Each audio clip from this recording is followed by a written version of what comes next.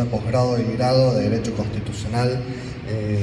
en la Universidad de Buenos Aires, entre otras universidades en la Argentina. Es ex magistrado federal y cuenta con numerosas publicaciones sobre la temática. Bueno, buenas tardes a todos. Gracias a ustedes que son abogados, todos somos abogados, estamos preocupados realmente por mejorar nuestra administración de justicia y por eso nos reunimos en un congreso que tiene precisamente, entre otras funciones, procurar intercambiar ideas con el propósito de eventualmente mejorar la administración de justicia y el derecho constitucional. Desde ya mi agradecimiento al doctor Patricio Melanielo, que es una persona al cual yo tengo una especial admiración,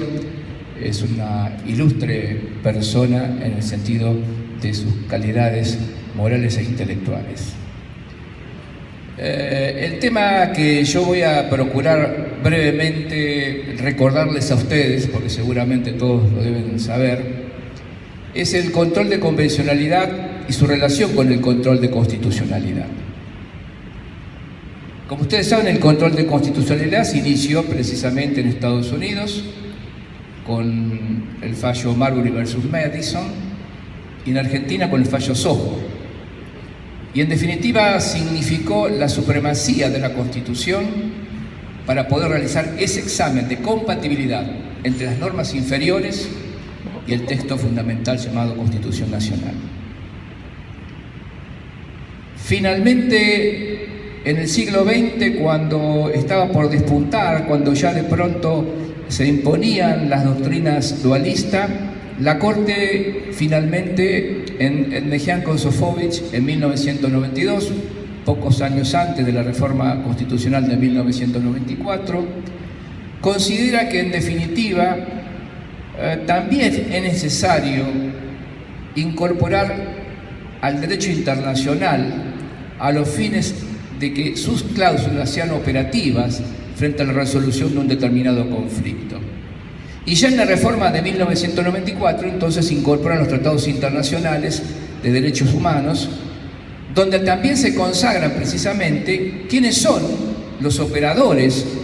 que en definitiva van a tener que interpretar los derechos fundamentales de las personas.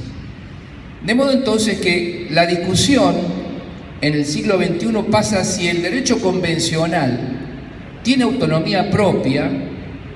o todavía prevalece el control de constitucionalidad.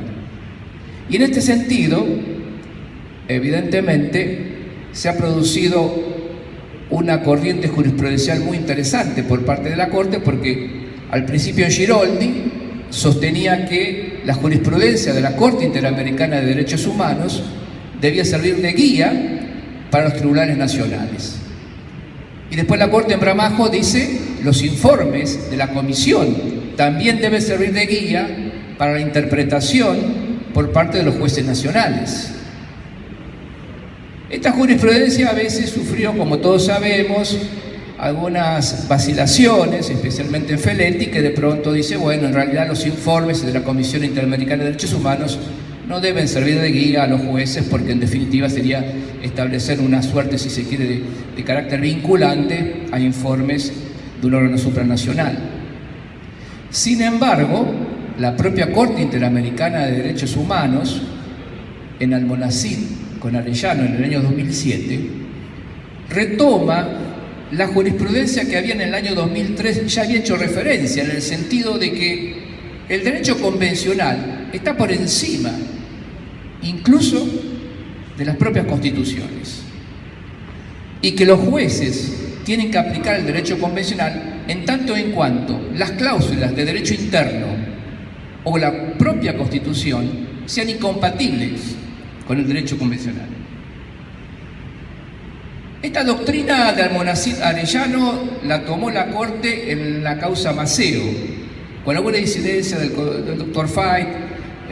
recordemos, pero por mayoría se tomó precisamente esta doctrina en el sentido de que los fallos de la Corte Interamericana de Derechos Humanos son vinculantes para los tribunales nacionales y por consiguiente los jueces tienen el deber y la obligación de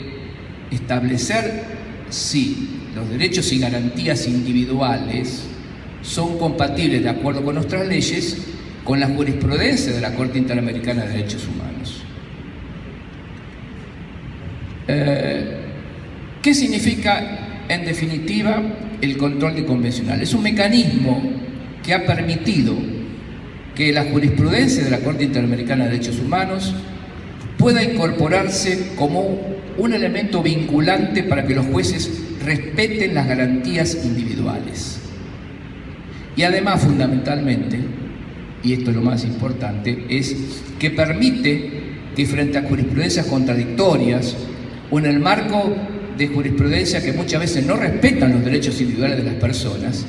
pueda existir no un cuarto control, pero sí al menos la posibilidad de plantear las quejas por violación de derechos fundamentales ante un órgano supranacional como es la Corte Interamericana de Derechos Humanos.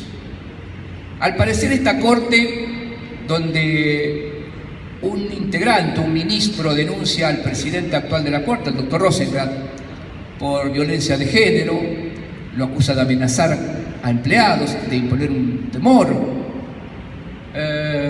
y el doctor Rosengrad lo acusa al doctor Lorenzetti por haberle quitado la posibilidad de expresar nuevas ideas. Al parecer, esta Corte ha retrocedido, puesto que saca una jurisprudencia, sanciona una jurisprudencia donde de pronto, en el caso Fontevecchia, dice que en realidad los pronunciamientos de la Corte Interamericana de Derechos Humanos no son vinculantes, y retoma una doctrina sobre la base del artículo 27 de la Constitución Nacional que permite, en definitiva, hacer valer los principios de derecho público. En nuestro país, la inseguridad jurídica es permanente. Una propia representante del gobierno actual, del oficialismo, ha denunciado al propio ministro de Justicia, no sé por qué motivo, pero sus fundamentos, sus causas deben tener. Es evidente entonces que en nuestro país, hoy por hoy, la inseguridad jurídica es la regla, no es precisamente la excepción. Y por lo tanto, estos congresos tienen que servir para hacer nuevamente presente aquellos principios, valores que son fundamentales, que es precisamente la defensa permanente de derechos y garantías que tienen que ser operativos en cualquier instancia judicial y máxima en el Poder Judicial. Y si no son operativos, cabe la posibilidad cierta de poder acudir ante organismos supranacionales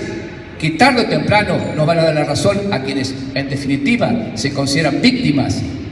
de violaciones de derechos humanos o incluso, aunque no sean graves, por el solo hecho de haber violado sus propios derechos.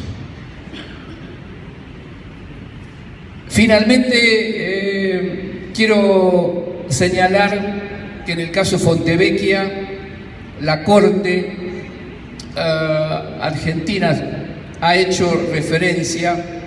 a que los principios que establece la Corte Interamericana de Derechos Humanos no son vinculantes, porque en definitiva no puede un tribunal supranacional controlar a un tribunal nacional. Y yo creo que esto es un error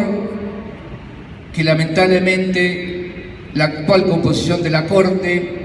tarde o temprano va a tener que rever, porque así como en el caso Muiña interpretó incorrectamente los beneficios de la ley del 2x1, yo tuve la oportunidad como magistrado federal en su momento de oponerme a esa interpretación de la Corte. La Corte espera entonces que nuevamente haga valer los derechos operativos que emanan de la Constitución Nacional y los tratados internacionales de derechos humanos. Es necesario nuevamente volver a que todos los derechos sean operativos, porque si no son operativos, de nada sirve que hagamos congresos y, en definitiva, aplaudemos a quienes no saben realizar la plena vigencia de los derechos fundamentales. Muchas gracias. Bueno, para cerrar el panel.